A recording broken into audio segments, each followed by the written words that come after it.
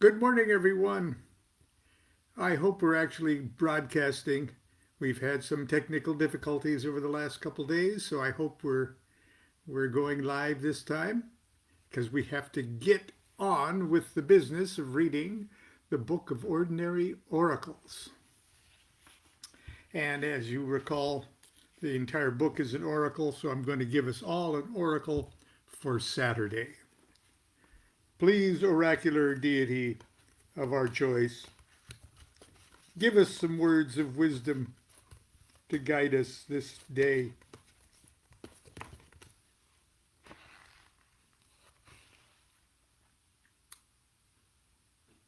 It says no, but not the way no, but not the way you expect. The magic 8 ball is being inscrutable. Or perhaps not. Okay, we're on the 7 secrets of fortune telling, and we're on secret number 4. The oracle is a superior intelligence. When you consult an oracle, are you really making contact with some supernatural intelligence who actually cares all about your health, your love life, your lawsuits, or your publishers? Actually, yes.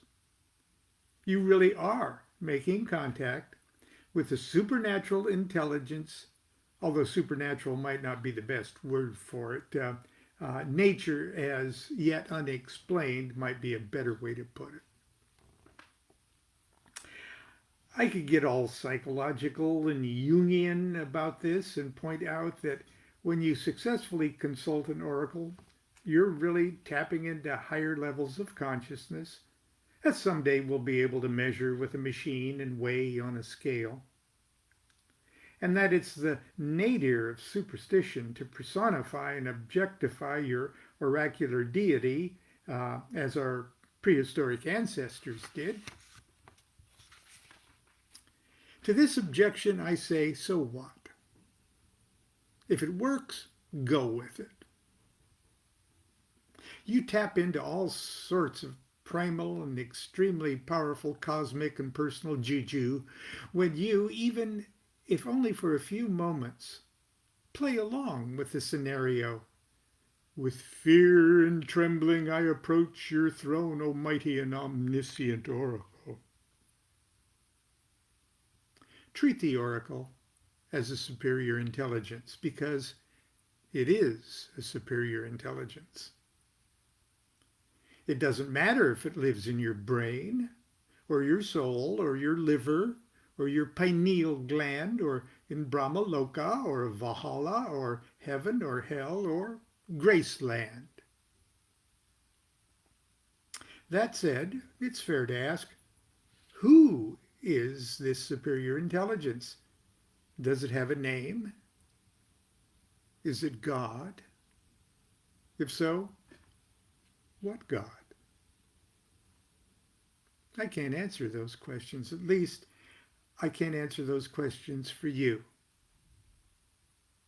Oh, I can get on my soapbox and shout my belief that each one of us is ultimately the oracular superior intelligence.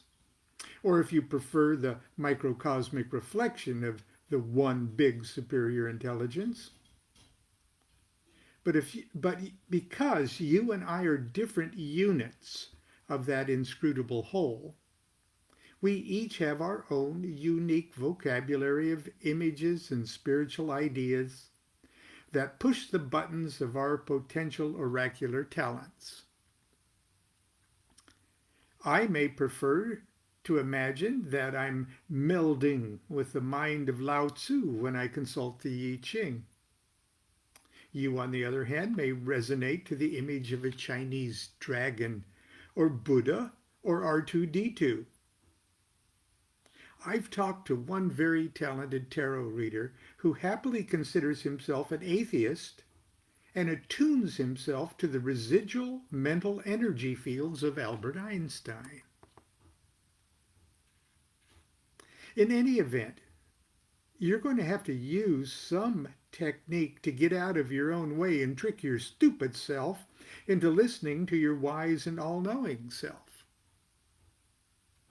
If you don't already have one, consider adopting a deity or some other spiritual being to personify your own personal oracular intelligence. Some colorful and omniscient character you can invoke to manipulate the divinatory process and guide your interpretation of the answer. It's a very common practice of tarot and palm readers in the United States and Latin America to say a quick prayer to Jesus, the Virgin Mary, or one of the saints before proceeding. The adepts of the Golden Dawn invoked the Gnostic deity Iao to send Hru, the great angel that they believed was especially sacred to the hermetic forces inherent in the cards. The invocation went like this. We read it just a few days ago in the Thoth Tarot readings. I invoke thee, Iao, that thou wilt send Hru, the great angel that is set over the operation of this secret wisdom, to lay his hand invisibly upon these consecrated cards of art, that thereby we may attain true knowledge of hidden things, to the glory of thine ineffable name. Amen. Whatever your feelings are about the existence or the non-existence of gods, goddesses, or spiritual entities, I'll wager that you'll find the business of consulting an oracle more effective and accurate if you first prime the pump of your psychic potential by turning the proceedings over to a higher power.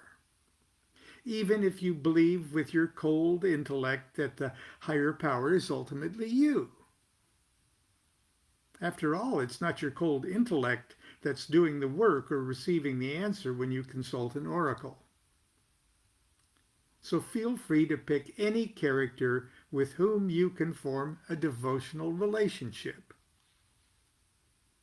I personally love Mark Twain. And as you'll see in chapter 10, I've even developed an oracle that speaks in his words. But as deities go, I love the Hindu elephant-headed god Ganesha. Who would have guessed? He's so cute.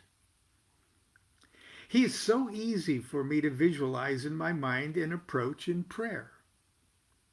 I don't care, and neither does Ganesha, that I'm not an Orthodox Hindu. When I want to come face to face with God, it's just easier for me to picture the face of Ganesha. Use whomever or whatever you want, as long as it's an icon of your idea of a or the higher intelligence of the universe. Invoking this superior intelligence is the first step toward getting out of your own way. Once you're comfortable with your relationship with the image and the person of your superior intelligence, it'll be easier for you to work with the fortune teller's fifth great secret.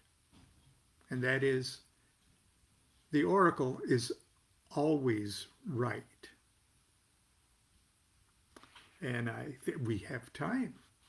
Let's look at secret number 5. The oracle is always right.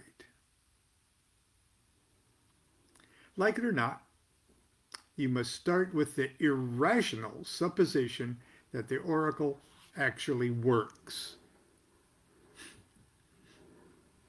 I get a kick out of beginning magic students that are very anxious to perform magic and whip their wands around and get in circles and put on robes and stuff and evoke spirits into triangles and stuff. And once they start doing a few things and a few experiments lead to a manifestation of some kind of phenomena,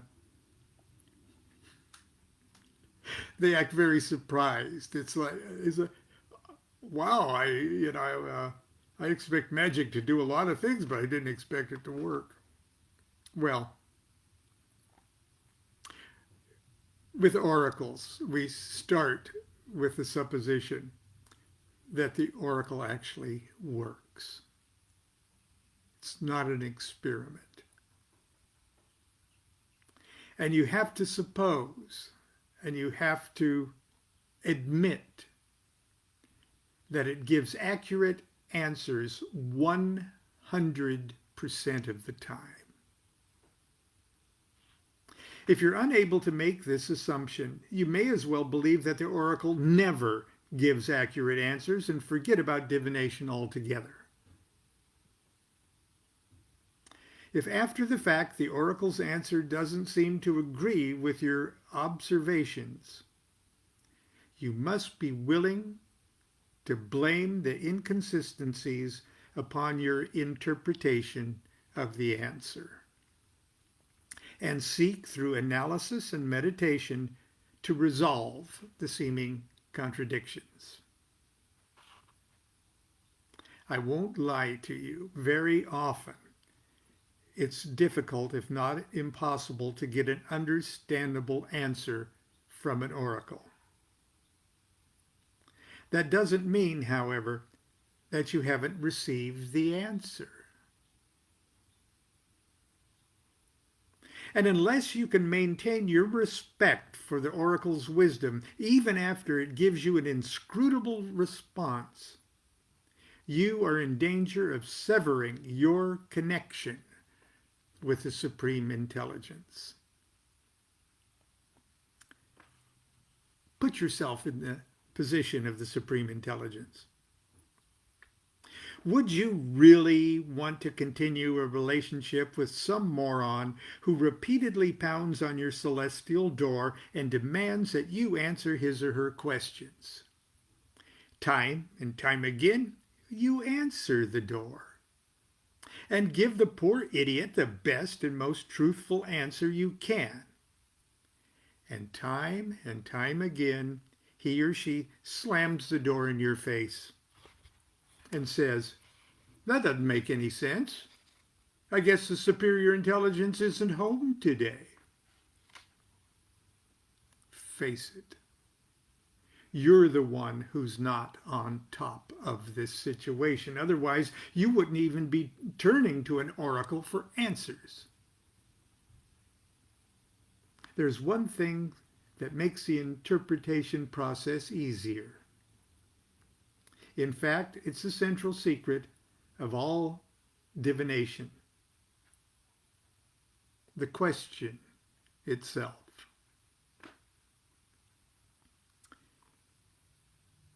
Secret number 6. The question is more important than the answer.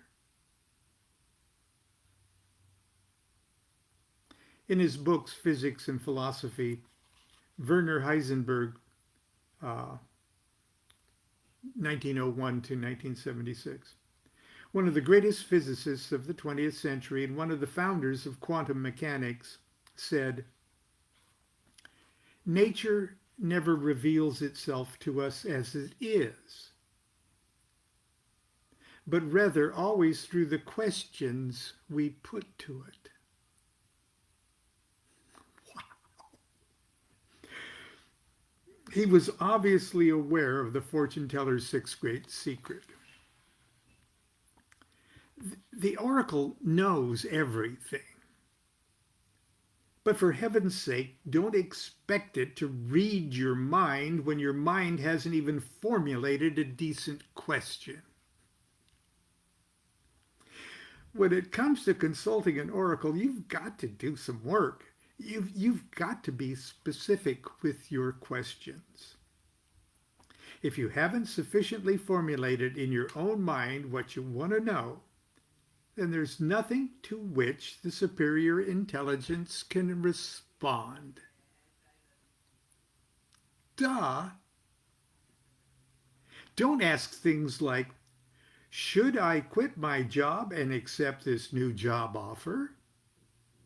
You'll get an answer for sure. And the answer will be, what kind of ridiculous question is that? What are you asking here? Should you? Maybe you should, because it'll be good for your old boss who wishes you were gone so he could hire someone who will work for less money. Should you? Maybe you should, because your new boss will now have you to replace the last poor idiot he or she drove insane. Should you? Maybe you should, because at your new job you will accidentally blow up the factory, killing yourself and half the town, including a little baby who was destined to grow up to be worse than Hitler and destroy the world. Should you? How do you expect an oracle to answer that? The oracle could answer, for heaven's sake, no, you'll kill the little baby. Or hell yes, go ahead, make your enemies happy, save the planet. You've got to be specific. Give your question some thought and narrow it down to what you really want answered. When you become truly serious about your question, when you discard all the stupid little questions that address only the symptoms of your predicament, when you finally come to terms with yourself as to what you really want to know, then the question becomes the answer. And in that golden moment, the answer is everywhere. And you can see it in anything you observe. I'm going to repeat that in bold letters. When you actually know the question, the answer is everywhere.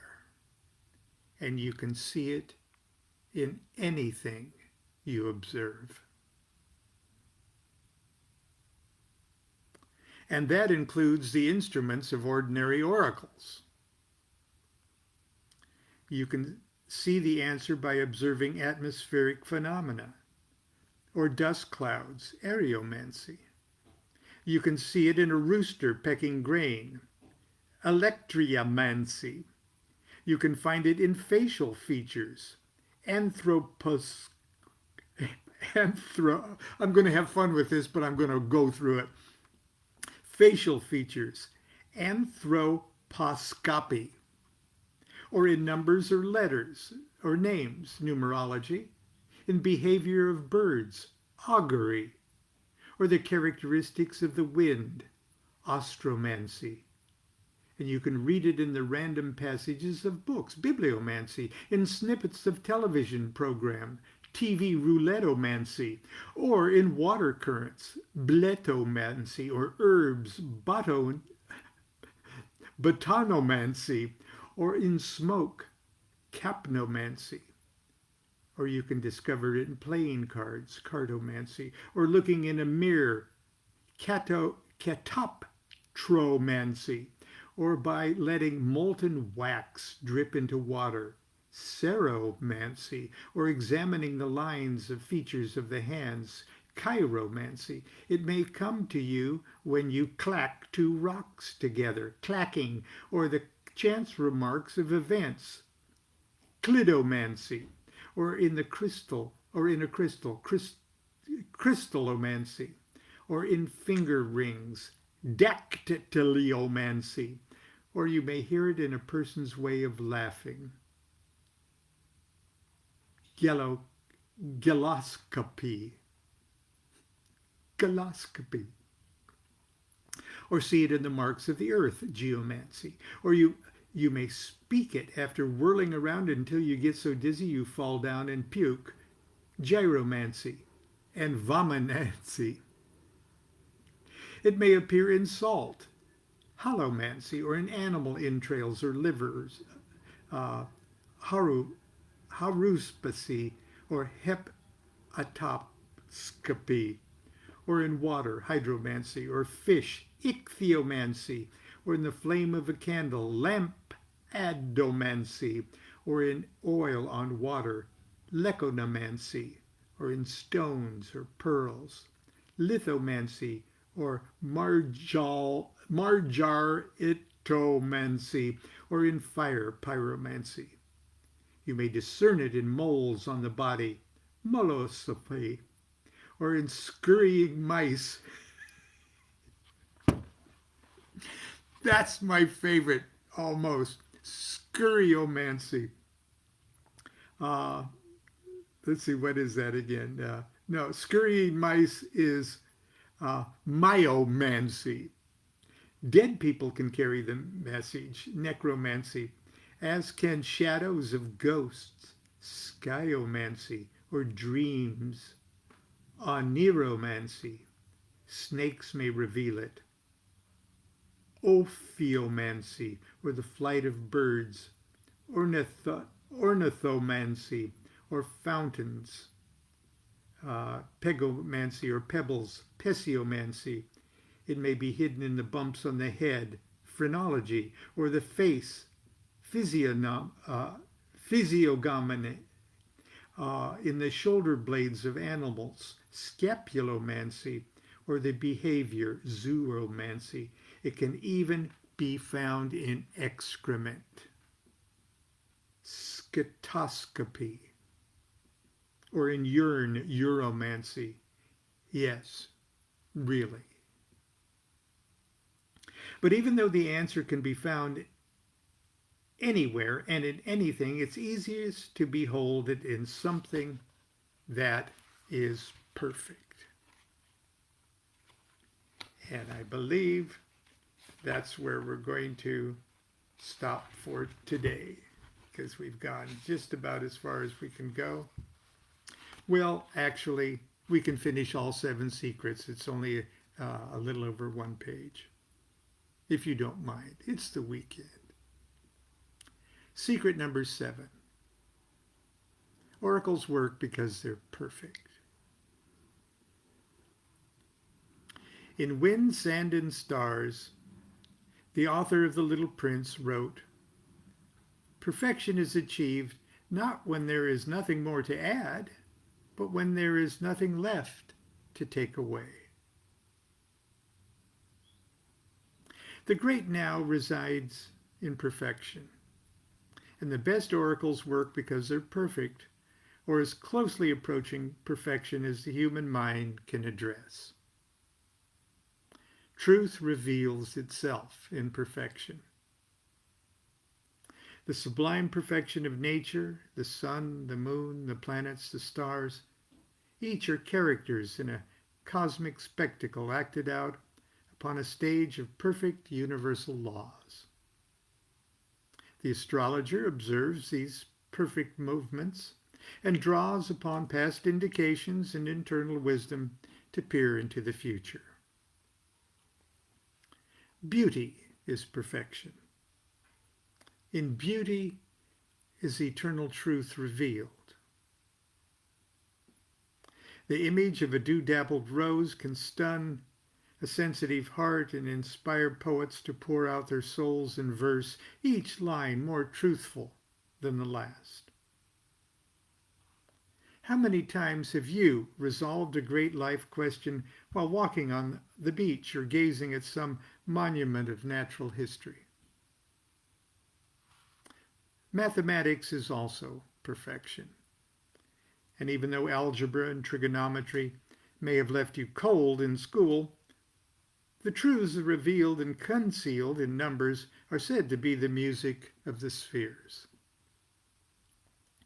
According to the Hebrew Kabbalists, numbers are the executors of creation and the key to accessing the mind of God. And as we'll soon see, many of the numbers important to Kabbalists are the same numbers that affect the process of divination. In the following chapters, we'll talk specifically about some of these mathematical perfections, When viewed with the right attitude and mystical eye, they can turn very ordinary things you have around the house into super oracles. But for the moment, let's forget about random numbers and mathematical abstractions and turn our attention to another kind of perfection. The perfection that's achieved as you sink into the soft paradise of your favorite couch and stare with wagging jaw at the screen of your television while you clutch the TV remote, that wand of the oracle of the gods of the air, or the sacred cable. That's where we'll stop today and start chapter 3 tomorrow. The Couch Potato Oracle.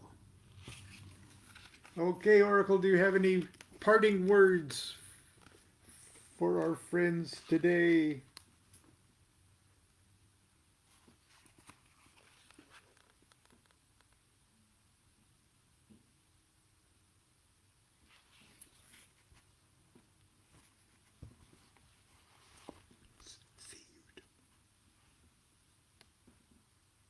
Continue to be good to yourself and be good to each other. Do what thou wilt shall be the whole of the law. Love is the law, love under will.